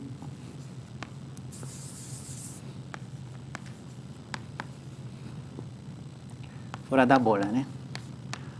A gente já sabe fazer isso muitas vezes, né? Tem que pegar uma função que seja igual a 1 num certo intervalinho e 0 depois de outro, né? A gente já sabe fazer isso. Vou fazer o desenho aqui. Tem que pegar uma funçãozinha assim.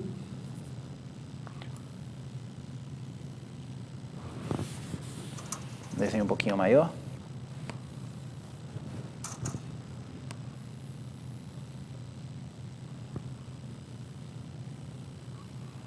Então, a história é de sempre, né? Isso aqui, por exemplo, eu chamo Rho, se quiser.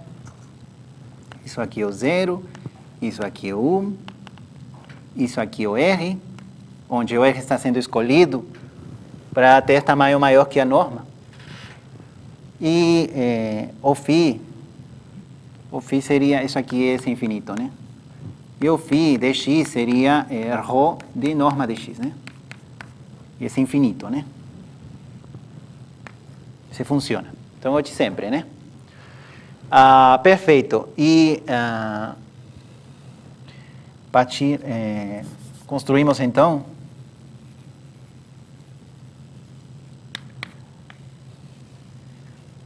o campo de vetores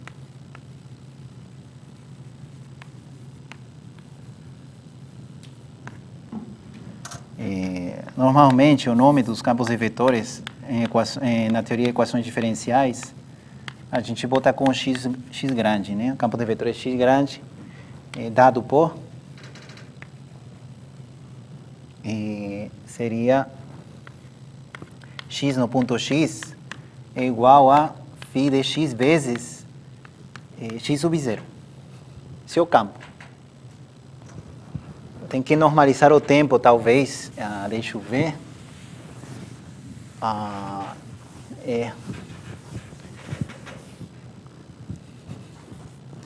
Tem que, para que fique no tempo 1, deixa eu ver o vetor. Não, acho que assim está certo. Depois eu normalizo o tamanho para que no tempo 1 chegue onde tem que chegar.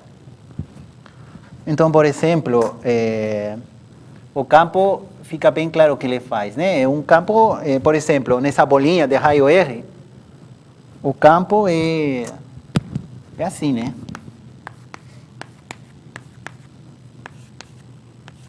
E o vetor x0, nessa bolinha de raio R, né? Essa aqui é a bolinha de raio R. Depois ele começa a cair, né? Ele começa a ficar mais pequeno, menor. Ele começa a ficar menor. Ele começa a valer menos. Vou fazer esse desenho no centro.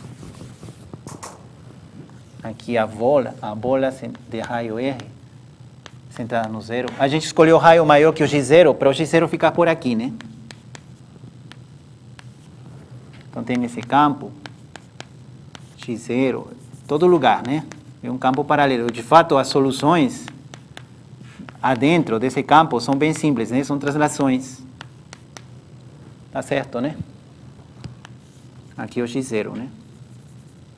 Aqui dentro, as soluções desse campo são translações, não tem muita graça. Mas fora, ele começa a cair, né? Aí, chega a bola de raio 1, aqui ele começa a ser menor. Se a bola de raio 1 centrada na origem, ele começa a valer menos, até mantém a direção, né? Mas ele começa a ser bem menor, né? Aqui é menor ainda, né? Vai chegando no bordo e ele vai encolhendo. E no fim, o campo está cheio de singularidades, né? Zeros. Tá bom?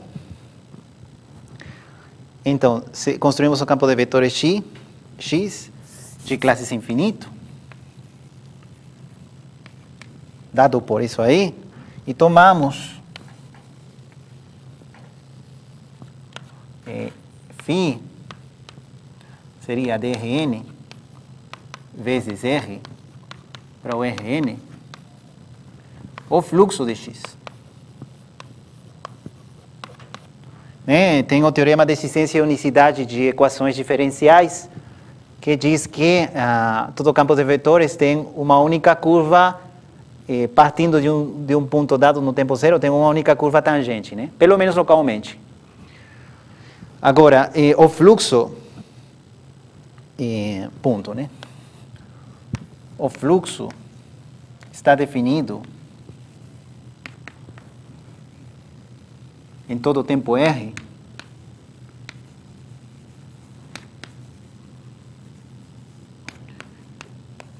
em todo o tempo real, pois o campo X é acotado. Isso é uma coisa clássica de teoria de equações diferenciais. Se vocês têm um campo acotado em Rn, então o fluxo pode ir ao longo do tempo, né? Ele não para nunca. É por isso que a gente consegue o tempo aqui ficar para todo real. E quais são as propriedades desse fluxo? Vocês já sabem, né? Φ de x, vírgula 0 é x. O que mais sabem? Que se vocês avançam um tempo é t. Se vocês avançam um tempo t e logo, a partir desse ponto, avançam um tempo s, vocês já sabem que dá na mesma coisa que ter partido do ponto inicial e avançado um tempo t mais s. A gente já sabe essas coisas. E, em particular,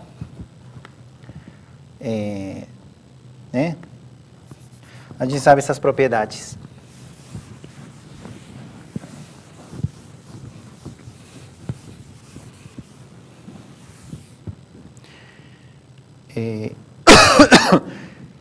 E em particular, né, se a gente chama φ sub t de x, né, a gente utiliza os mesmos nomes, φ de x, vírgula t, então a gente tem φ0 igual a identidade de Rn, e tem φt composto com φ menos t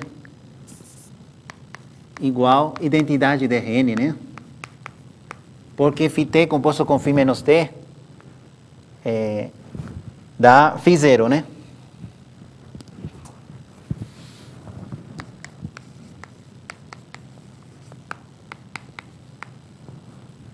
Isso aqui é avançar no fluxo um tempo t, e isso aqui é voltar no fluxo um tempo t. Então fica o mesmo ponto, por unicidade das equações.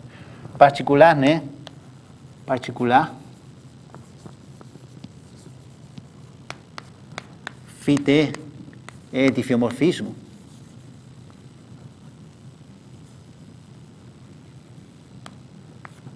Tá certo? E o que mais? Quanto é φ1 de 0? φ1 de 0 é partir no zero e avançar um segundo no fluxo. Se a gente avança um segundo no fluxo, o vetor então estava certo, né? Aqui dentro, o fluxo é uma translação. Então, ao cabo de um segundo, a gente chega no ponto x0, né? Portanto, a isotopia procurada, né? Φ de Rn. E falta mais uma hipótese, né? Φt de x é igual a x para todo x fora da bola, né? Por quê? Porque se x está fora da bola, o campo é zero. Assim que o fluxo fica aí o tempo todo, né? Então, estão todas as hipóteses, né? O primeiro, identidade, é isotopia, porque todos são diffeomorfismos, né? Isso que tem que provar para ser isotopia, né? O que mais? O zero vai no x0, no tempo 1, e os demais ficam quietos. Portanto, φ de Rn vezes 0,1 para o Rn, quer dizer que a restrição do fluxo do campo nesse tempo, né, é a isotopia procurada.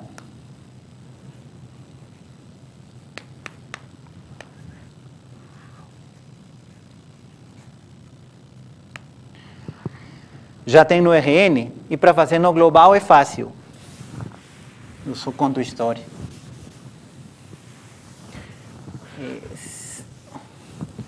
Essas coisas, quer dizer, equações diferenciáveis, eu nunca achei uma matéria assim tão interessante, mas equações diferenciáveis ao serviço de coisas mais geométricas, eu sim acho bem bacana, né? Então, nesse sentido, ter uma boa matéria nas costas de equações diferenciáveis vale a pena, né? Vale a pena para conseguir essas coisas. E para fazer no global, eu conto história, né? Porque eu quero chegar no final rápido. Para fazer no global, vocês querem fazer, a gente já resolveu o problema local, no Rn. Para fazer em superfícies,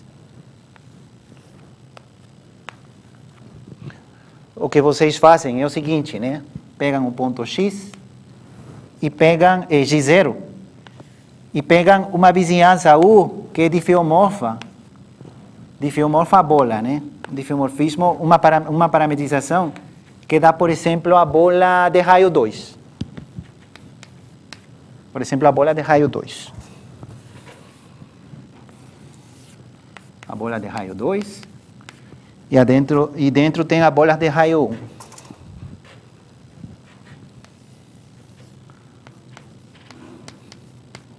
E aqui tem o 0. Então, aqui é a mesma coisa. O U, o x0. E aqui tem uma vizinhança, por exemplo, U sub 1. Então, a gente já sabe aqui fazer um diffeomorfismo, uma isotopia, que aqui fica a identidade, né? Vocês têm uma isotopia aí, que ele mexe, por exemplo, pode mandar o 0 em qualquer ponto que vocês queiram aqui. E a partir daqui começa a ser identidade, né? Aqui é identidade. Então, se vocês levam essa isotopia para cima, vocês têm uma isotopia aqui, nessa bola, nesse aberto U, que o x0 manda para qualquer ponto que vocês queiram, por exemplo, x1, por exemplo, x. E aqui fica identidade. A isotopia eu só estou restringindo nessa bola. Se eu restringo essa isotopia aí para a bola, ela deixa a bola de raio 2 na bola de raio 2, né? É claro. Então, eu levo essa isotopia aqui para cima, por exemplo, eu chamaria Iφ, porque tem a ver com a parametrização φ. E eu teria uma isotopia de U em U. Seria U vezes 0,1 para U, que aqui é identidade, né? E φ sub t dx é igual a x para todo x fora de U1 e para todo t no 0,1. Então aí dá para estender, com essas hipóteses, dá para estender isso para uma isotopia total, né? Para todo M. Simplesmente dizendo isotopia que aqui fora fique quieta. Quer dizer, dizendo que Iφ sub t de x seja igual a x para todo x fora de U também. E para todo t em 0,1. E aí é fácil checar que isso aí é de classe sem infinito, né? Porque, de fato, aqui fora já fica quieto, né? dá na mesma se é 1 ou 1. E então vocês têm uma isotopia de M em M que consegue mexer um pouquinho o X.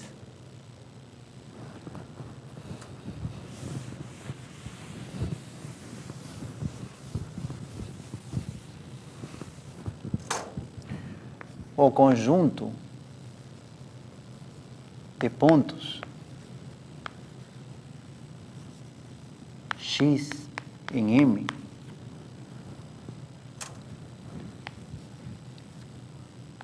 que podem ser levados isotopicamente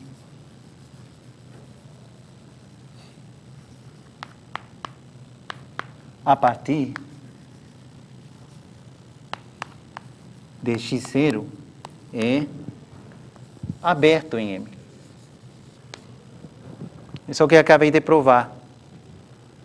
Se vocês têm um ponto que pode ser isotopicamente levado a partir do X0 e vocês mexem um pouquinho esse ponto, vocês compõem as duas isotopias, né? Se vocês já têm uma isotopia que vai de X0 para X e uma de X para Y, tem uma isotopia que vai de X0 para Y.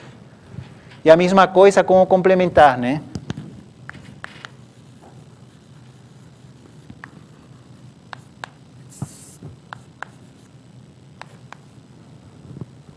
Se vocês têm um ponto que não pode ser conectado isotopicamente com X0, então toda uma vizinhança dele também não pode ser conectado isotopicamente, porque se pudesse, eu faria essa conexão aqui, né? Eu acho que entenderam bem a ideia. Então todos os pontos podem ser levados isotopicamente a partir de X0. Essa é a ideia aqui. Espero que tenham entendido. Quer dizer, tem detalhes a completar, né? Mas a ideia central é essa. Que se vocês conseguem se mexer um pouquinho, vocês conseguem se mexer bastante. Outra maneira mais direta, já que M é conexo, eu acho que é mais simples às vezes, aqui o X0, aqui o Y0, conectar por uma curva, encher essa curva de uma quantidade finita de bolas, e ir fazendo isotopia, e fazendo caminhar a isotopia, né? Vocês fazem primeiro uma isotopia que manda X0 para cá, depois esse ponto para cá, porque tudo isso está dentro de uma bola, depois esse ponto para cá, para cá, para cá, para cá, e chegam. Tem muitas maneiras de chegar na conclusão. Se vocês fazem isso localmente, podem fazer no global, desde que M seja conexo. Tá bom? Então esse é o lema 3, né? Finalmente.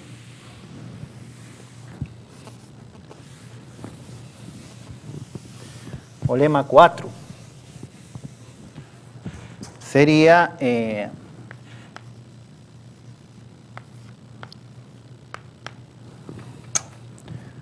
de sempre, né? Sejam MN, né? Como em asterisco, né? M compacta, N conexa e F de M para N de classes infinito.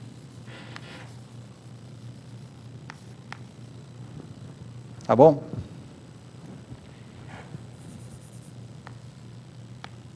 Se, agora vamos provar no total, né? Se y' são dois pontos, dois valores regulares de f, então, agora sim, né? Resolver a equação f de x igual a y gera o mesmo número de soluções que resolver a equação f de x igual a y', pelo menos módulo 2. A quantidade de soluções dos dois é a mesma, módulo 2. Então a prova é rapidinho, já com o lema 3, que é o lema um pouquinho mais forte. Esse lema é muito útil. Na quarta-feira eu vou contar algumas aplicações só desse lema de isotopia. E a prova, agora assim, para resolver, seria simplesmente isso daqui, né? Como N conexo, tomamos uma isotopia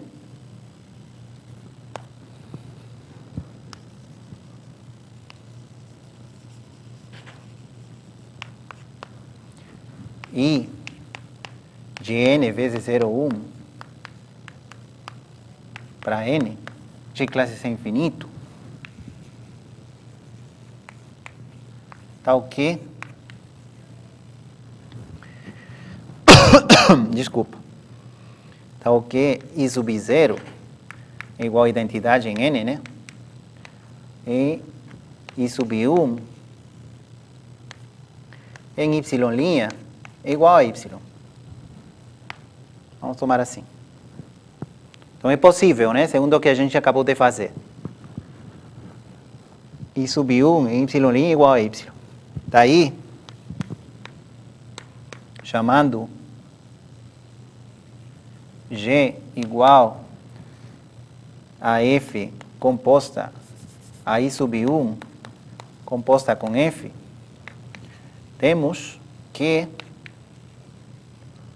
Y pertence ao conjunto de valores regulares de G, né? Isso aí é claro, né?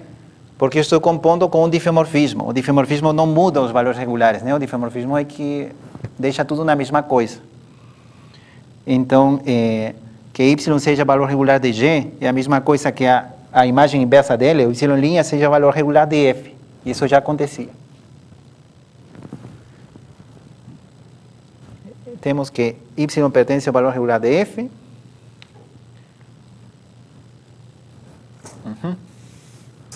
Temos que F e G são homotópicas.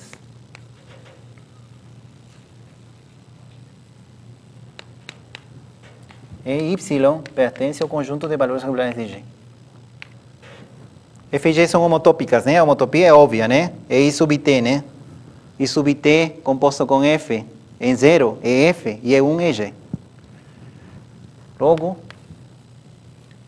pelo lema 2, né? Pelo lema 2, eu tenho o quê? Que o número de valores regulares, o número de soluções da equação f de x igual a y, é igual ao número de soluções da equação f menos 1, f g de x igual a y, módulo 2, e como falei, como isso aqui é um difeomorfismo, observem que o número de um ponto x cumpre g de x igual a y, se somente se f de x é igual a y'. Então, isso é o último. Aqui é módulo 2, né?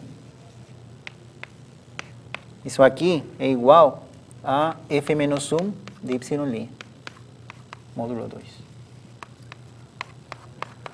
Os pontos x tais que g de x é igual a y são os mesmos pontos x tais que f de x é igual a y'. Né? Então, pronto. Acabou. Tudo isso aqui a gente fez, então fechou a história, né? Agora sim, né? A gente já provou tudo. Provou que pode mudar tanto a f como o argumento y, que o número de soluções da equação é constante. Módulo 2. Então tudo isso foi só para poder definir um númerozinho chamado grau, né? Então agora sim a gente pode definir, fazer uma definição. Eu só vou fazer uma aplicação de 1 minuto e acabou a aula, tá? Se M e N são como asterisco, né? Vocês já sabem o que significa, né? M compacta, N conexa e tem a mesma dimensão. Sejam, né? Rapidinho, tá? Sejam. Aqui é a definição, né?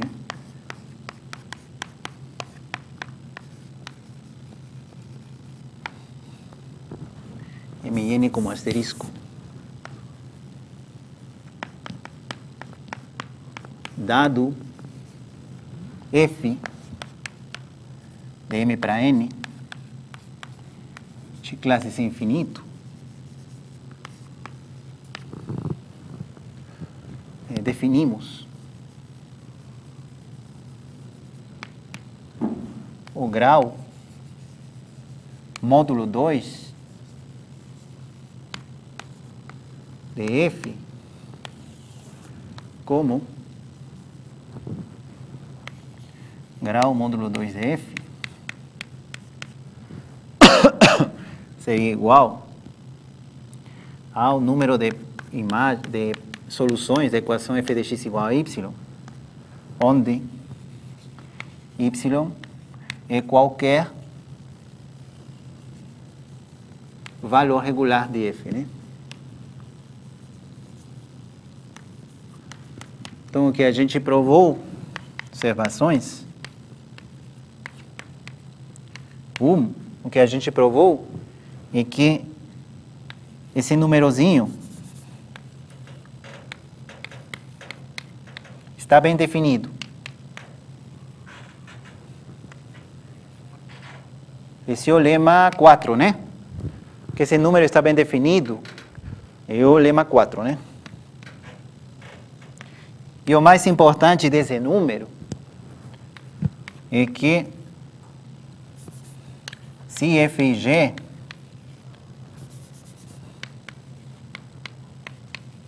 classe C infinito são homotópicas,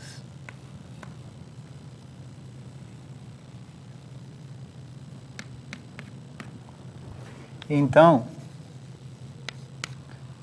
o grau módulo 2 de f é igual ao grau módulo 2 de g.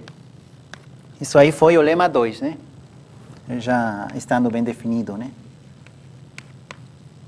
Esse grau tem... o importante é que a gente conseguiu um invariante numérico, módulo 2, um byte, né? Ou é 0 ou é 1. Aqui é módulo 2, né? Desculpa. Que determina um pouquinho a natureza da aplicação módulo-homotopia. Por exemplo, se vocês têm uma... Só um minuto, tá? Desculpa eu passar da hora, mas... Exemplo, né? Exemplo.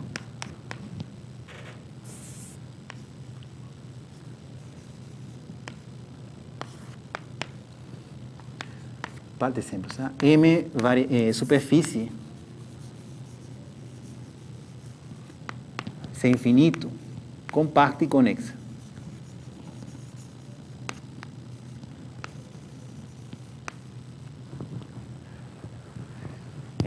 Ela é compacta e conexa ao mesmo tempo. Qual seria o grau módulo 2 da aplicação identidade? O grau módulo 2 da aplicação identidade é pegar um valor regular. Na aplicação identidade todos são valores regulares. E procurar soluções, né? Identidade em x igual a y. Só pode ser o y. Então, o grau módulo 2 é 1. Tem sentido pensar em grau, porque a aplicação de partida é conexa e a de chegada é a aplicação de partida é compacta e a de chegada é conexa, né? Por isso, tem que ser as duas coisas. Qual seria o grau módulo 2 de uma aplicação constante? O valor regular só pode ser um valor fora dessa constante, né? Porque na constante a derivada é 0. Então, o número de soluções é 0. O grau módulo 2 é 0.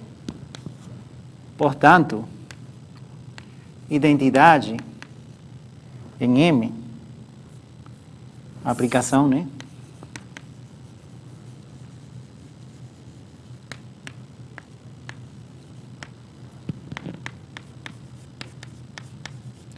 Não é homotópica ou uma constante.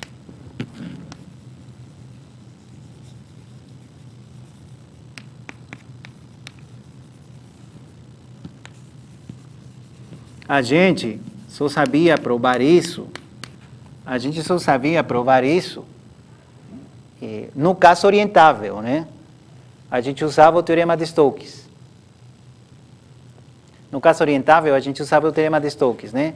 A identidade e uma constante, se elas fossem homotópicas, deviam ter a mesma integral pela forma de volume. E aí a gente chegava numa contradição. Mas o bom desse exemplo é que aqui não interessa se a M é orientável ou não, né? Tá igual. E a gente conseguiu um resultado bem bacana, né? Não dá para deformar a identidade numa constante quando a M é compacta e conexa, né? Tá bom? Bom, a gente fica ali hoje, vamos continuar na quarta.